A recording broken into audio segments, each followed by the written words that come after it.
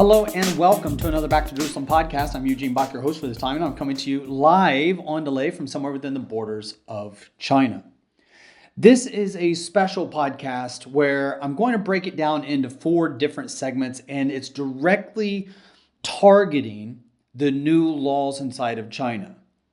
Right now, China has a 5-year plan to transform Christianity from the inside. This 5-year plan is not really known for most of the believers in the West until now. That's why I want to share it with you, our audience, because I know many of you are praying for the situation inside of China. You've heard me share many things about what the Chinese are going through. Now we have a 5-year plan by the Communist Party to change things. And it is something that I think directly impacts people around the world.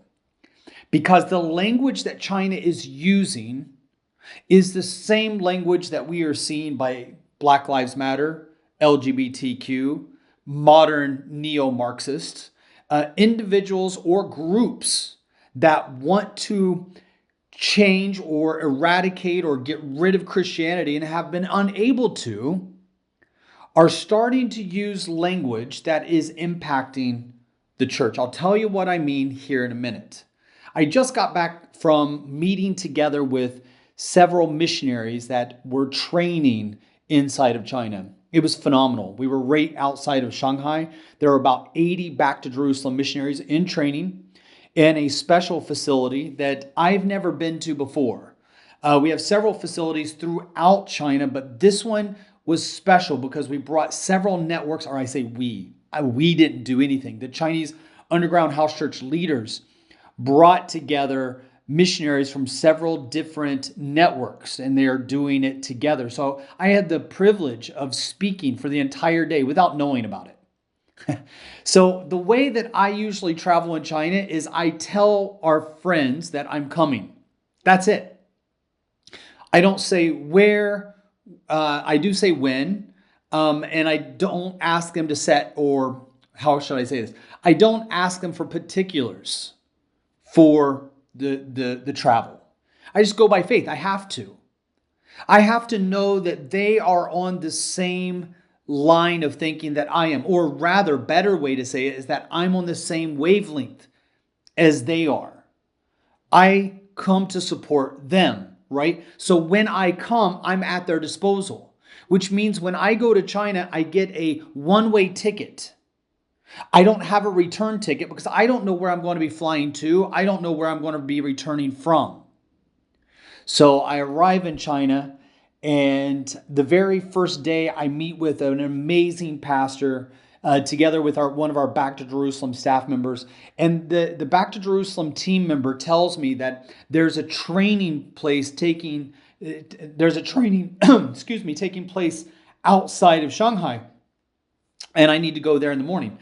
And that the vehicle is going to come and pick me up at 6 a.m. And I think, 6 a.m., that seems pretty early. And they say, yeah, you're going to be meeting with the 5 brothers. Now, if you're not familiar with the 5 brothers, you can get our house church underground book, the book that's called Underground. It's about the house church inside of China. And it got an entire chapter dedicated to a network group known as the No Name. They don't want to have a name because they don't want the pride that comes with kind of a denominational feel. So the only way that I can describe them is by calling them the No Name group. And they have 5 brothers that are in charge of the leadership of that network. And those 5 brothers are rarely together, but they were together when I arrived. Just so happened. So I'm super excited about meeting together with them. So I'm being picked up at 6 o'clock in the morning. We drive out to the location, and it wasn't until I arrived that I was told that I'm going to be teaching from 8:30 in the morning until 5:30 in the evening. All day. I had nothing prepared. I thought I was going to be sitting in a meeting with these 5 brothers, but it turns out I was sitting in a school with 80 eager, hungry Back to Jerusalem missionaries that wanted to know more about the mission field, more about the gospel, more about missions in the Word of God. And I had to share with them. And I'm always reading, right? I'm a historian at nature. So we've been printing books, writing books, publishing books. And so I have all of that deep inside of me together with scriptures that I'm learning from these missionary books that we're printing from like 100, 150, 200 years ago. So even though I wasn't ready, I was prepared. And out of that preparedness came an abundance of, of subjects and topics where I just went with a flow of the Holy Spirit for hours, excited. And at the end of the day, I had more to share. I had to artificially stop myself. One of the things that I saw during this time is that these 80 missionaries, you won't hear this anywhere else. What I'm about to share with you, you will not hear anywhere else. These 80 missionaries are using a Back to Jerusalem missions handbook that was written by these 5 pastors. They put it together themselves. I'd never seen it before. And when I looked at it, at the end was a last will and testament. And every one of the students, before they leave that school, before they are sent out as missionaries, must sign and date a last will and testament. 3 copies are given, one to them, one to their parents, and one to the school. That's radical. And so I'm seeing that even though the government is going hard, God is moving even harder. But what is the government doing? Well, in a small hotel just on the outskirts of Shanghai, there's this pastor. For the sake of this podcast, I'm going to call him Amos. Not his real name, but he comes into the room, right? He's wearing a baseball hat, kind of like I do, all pulled down, dark sunglasses that are about as big as his eyes, dropping down to his cheeks, going all the way up to the brim of his baseball hat. And the bottom of his face is completely covered with a face mask, which a lot of Chinese are still wearing face masks. So this is great for facial recognition devices that are throughout the streets, throughout public transportation, definitely in my hotel. So he does all of this so that he can avoid the facial recognition AI software. And Pastor Amos, taking a huge risk by coming and talking to me. By the way, most Chinese pastors right now do not want to meet with me. They don't want me anywhere near them because I am like a target indicator. So when I go and I meet with them, I'm bringing the attention of the authorities on them. So Pastor Amos is taking a huge risk to meet with me, but he knows that there's information that he needs to get out. Pastor Amos is not your regular believer. He's not your regular pastor. You see, not only is he a pastor of the underground house church, a house church, by the way, that has 150,000 members. So Pastor Amos is a pastor of a church that has 150,000 believers just in one city. And he is also uniquely the pastor of the Three Self-Government Church. If you're not familiar with the Three Self Church, it is the only church that is sanctioned by the government. And as he's sitting there in my room, I had no clue what he was about to reveal was the Chinese government's plan to change Christianity. What he's about to share is not safe for either of us. So he begins to unravel for really the first time in detail. You can find information about what I'm sharing online. And if you go onto our website right now, we have a 4-part series that goes in line with this podcast. And in that 4-part series, we have a link to the laws translated into English so you can look at them. But what Pastor Amos does is he takes out the semantics that are put into those laws that are put in there specifically to confuse you, specifically to be disingenuous and vague, so that you can't really pin persecution on them. In fact, if you read it without knowing any of the context, it sounds pretty good. But it is the essence of Satan trying to infiltrate the Chinese church. In his speech at the 20th Congress of the Communist Party of China, President Xi Jinping of China announced his commitment to, quote, to the Sinization of religion, guiding the adaptation of religion and socialist society to the Chinese context. What does that mean in practice? That's what Pastor Amos is about to reveal. He's about to share what President Xi means when he says Sinization. If you've never heard Sinization before, it's from the word Sino, which is much of the Western European languages use Sina for China or Shina. It also is used in the Persian language. So along the Silk Road, ancient China was known during the Qing dynasty as China or Shina or Sina. So Sino, meaning China, ization. So Chinanization. So what that means is they want to Chinanize Christianity. That doesn't sound too bad.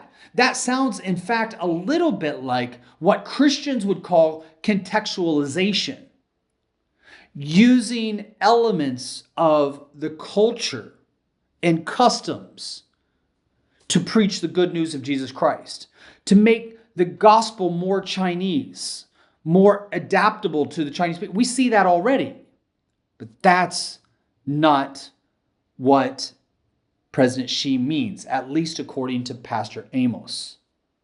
And he's ready to give specifics. So Pastor Amos says this in his dual role. He uses his pastoralship in the Three Self Church as a cover for him as he's a pastor of the underground church as well. And he says, quote, China is making changes that are not being reported in the news. He says that what they are doing is basically to change Christianity from within. Now, before you dismiss what he's saying, before you take it too lightly and say, well, they've been trying this for years. Yes, they've been trying it for years. So what's the difference? What are they going to do new this time? Basically, what China is doing is they are looking at a multi-pronged approach to divide the church in the same way that the Western church has been divided. How has the Western church been divided? Just think about the last 10 years. They've been divided with language that is infiltrated into the Western language that has changed, getting into the Western language. Okay, that didn't make much sense. Let me try to simplify that. What we have seen in the West in the last 10 years is basically the language that we use has been taken over, hijacked by those that hate Christianity. And they're not able to win against it, so they're winning over Christians by using our own language, but not in a biblical way. One great example is the rainbow. The rainbow, which is set out as God's promise to mankind in the book of Genesis, has been hijacked by the LGBTQ community, by the gay community, by the homosexual community as their sign. And so now when churches use the rainbow, and they do, you can see churches use the rainbow quite often these days. It's not as a sign of a covenant between God and man. It's now used as a sign, symbolism, to let the world know that they are accepting of homosexuals into that church. So it's iconology that is being used to communicate a different idea to Christians that is anti-biblical, anti-Christian, anti-Christ. We see Christian language that is being used by global warming or climate change activists. We're seeing biblical language used by abortionists. We're seeing biblical language used by Marxism or Marxist-inspired social justice movements. We're seeing biblical language being used for reverse racism. We're seeing biblical language being used for gender affirmation. We're even seeing biblical language being used, adopted, changed, hijacked for one world religion. And what they do with that is they use biblical language for Christians that don't know their Bible very well, change the meaning of it to mislead or lead astray Christians who believe that they are Christians, but really are not active. They're sleepy. And because they are sleepy Christians and don't know the Bible can be presented to them as a document that they trust, perverted to make Christians believe the exact opposite of what the Bible believes or teaches. And when a Bible-believing Christian shares that Bible language with someone who's been indoctrinated with anti-Christian language, you see those Christians get angry and begin to fight, quarrel, argue, reject, ostracize those believers that are trying to stay true to the Word of God. This is something that China has seen.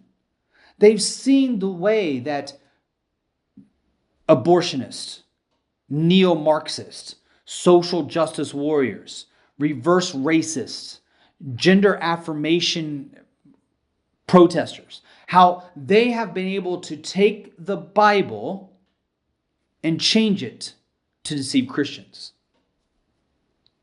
That's not new. Satan did the same thing with Jesus. Satan used the Bible with Jesus in an effort to get Jesus to agree to terms that were anti-biblical. It is a perversion of God's word. Only a decade ago, that's not so long ago, many of these ideologies, the ideology of homosexuality, you couldn't be voted into office before 2010, at least in America, if you were homosexual. Now we have individuals that are completely not just homosexual in secret, but aggressive, very much like the men in Sodom and Gomorrah, that demanded that angels be given over so that they could be raped. It was the right of the men of Sodom to rape the angels, so they thought. They found these angels to be attractive. They found these angels to be sexualized. And they wanted to rape. And they demanded the right to rape. And even Lot was infiltrated with that language, with that ideology. Because instead of saying no and fighting for the purity of his guests, he offers his daughters instead, says, rape them. You can rape my daughters. That is an element that points to what happens when Christians are infiltrated by the world and begins to adopt the world's ideologies into their religion. But now, even though 10 years ago, these ideas were ridiculous, if you would have been sharing much of what was taking place today with someone 10 years ago, they would have called you a tin hat conspiracy theorist.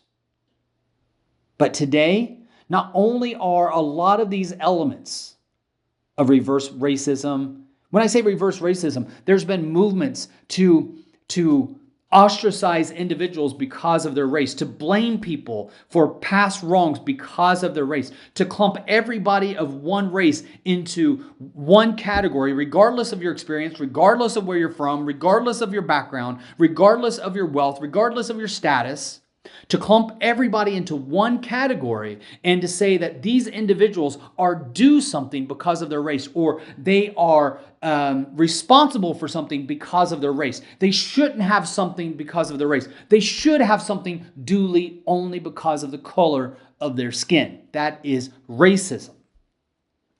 These ideas were ludicrous, maybe discussed on fringe groups 10 years ago. Today, not only are they accepted by society, but they are accepted by mainstream churches. China has seen that. And according to Pastor Amos, he's bringing a warning that China is now adopting much of the strategies. Now, those strategies that were implemented by many of these radical groups, abortionists, climate change protesters, Marxists, neo-Marxists, social justice warriors, gender affirmation individuals, one world religion, all of those ideologies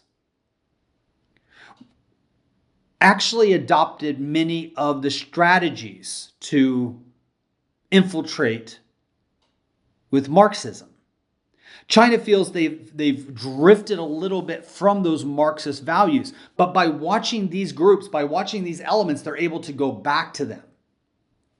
So they've closely monitored the success of how the concentrated efforts of those groups have had on the Western church, and now they are deploying a concentrated strategy to do the same. Now, in the next 4 podcasts, or 3 podcasts after this one and 3 others, I want to share with you Pastor Amos's laying out of China's plan to change Christianity line by line. Because if China does it, I guarantee you're going to see it deployed by other nations and groups as well. Step 1 has already begun. What they did is they put together a panel of religious leaders as a part of their step 1. And these religious leaders represent the government church in China. And they're commissioned to find a way to make Christianity more palatable for communism, not communism more palatable for Christianity. Now, Christianity has been the most successful ideology in the history of mankind. It has made the world a better place. It has brought humanity from the depths of vile and lifted it out of poverty and brought in more wealth than we've ever experienced and more freedom than we've ever experienced and more safety and lack of war than we've ever experienced in the history of mankind. Communism has done the opposite. It has been the largest, efficient killer of human beings that has ever been devised. It is brutal. It is miserable. It is vile. And it's evil. This group of representatives that came together, these religious leaders, they took about 16 months and had roughly 5 rounds of discussions with government officials.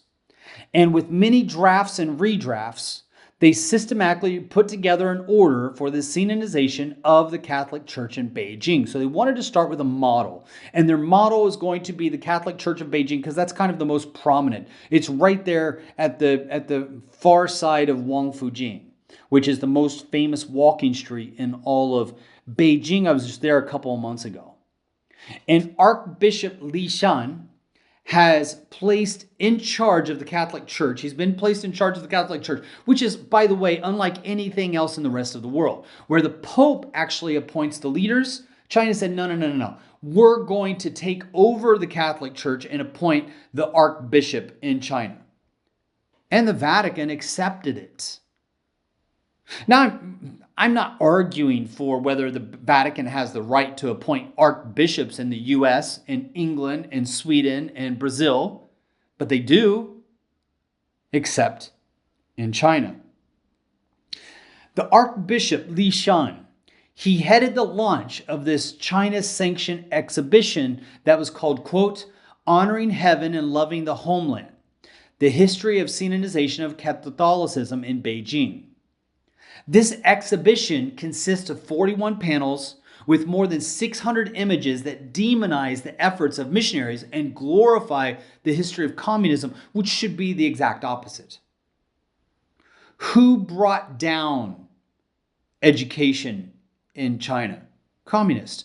Who brought down the level of income? Who brought down the level of the economy?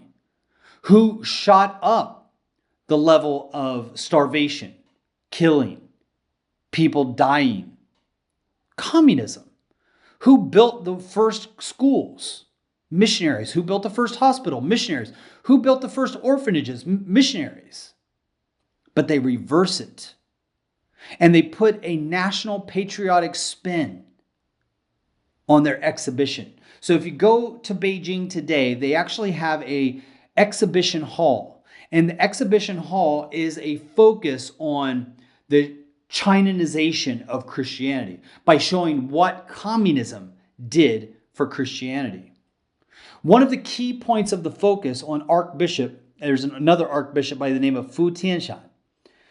He was the one that was just before the Archbishop that I talked about earlier, Li Shan.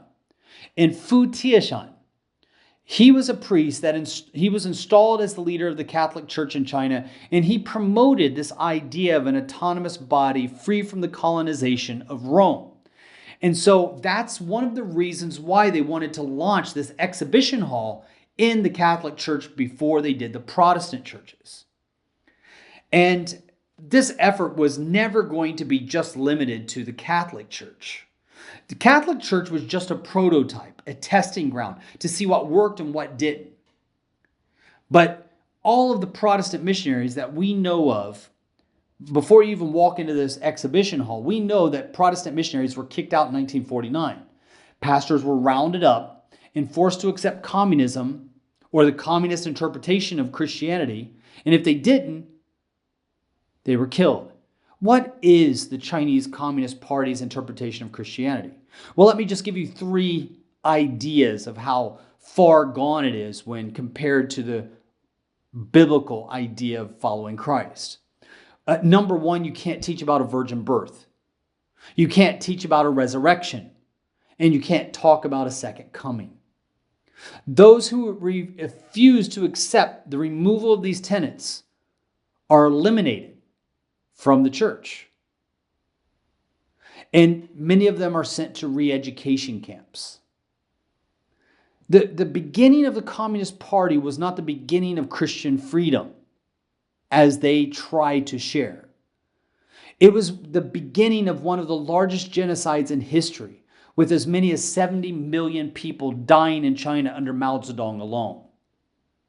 As a part of the Sinanization of Christianity, not even the seminaries are free from it. That's one of the breeding grounds. It's where the government is going straight to. So they have gone to the premier theological seminary, which is the Yanjing Theological Seminary in Beijing, the Bible school that trains all of the official religious leaders. And this has been identified really as ground zero, where the missionaries, the Christians are being inundated by this new teaching. So everybody that attends this Bible school, they have to be approved by the government.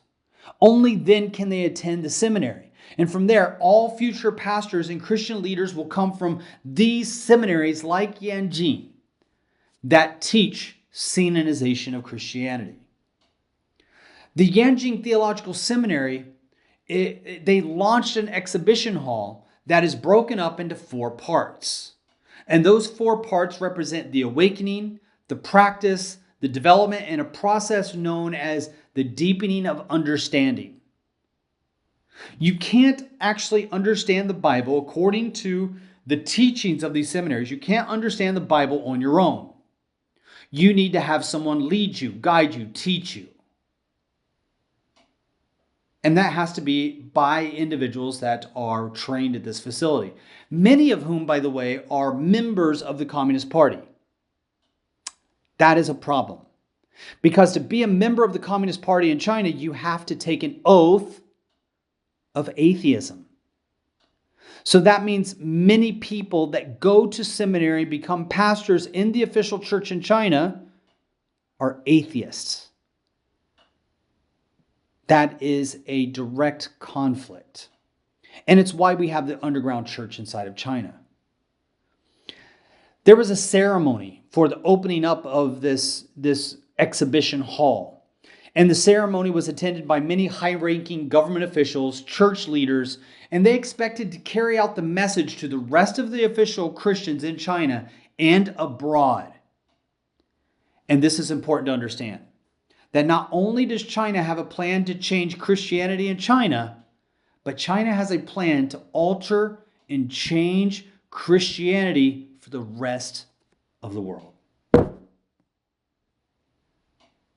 This is why it's good for you to know. With China running Zoom, with China running TikTok, with China having so much influence over your daily life, with many of your products, electronics in your home made by China, some of them found and proven to have listening and monitoring devices, plans to change Christianity. On April 23rd, just a few weeks ago, 2024, representatives from the Chinese Baptist Press International met with the China Christian Council and the Three Self Church. This is the official communist representatives from Christianity in China. So they're meeting together with the Chinese Baptist Press. And the Chinese government officials deliberately began to discuss about the printing of Christian books. And the availability of Christian books is a big challenge for the government.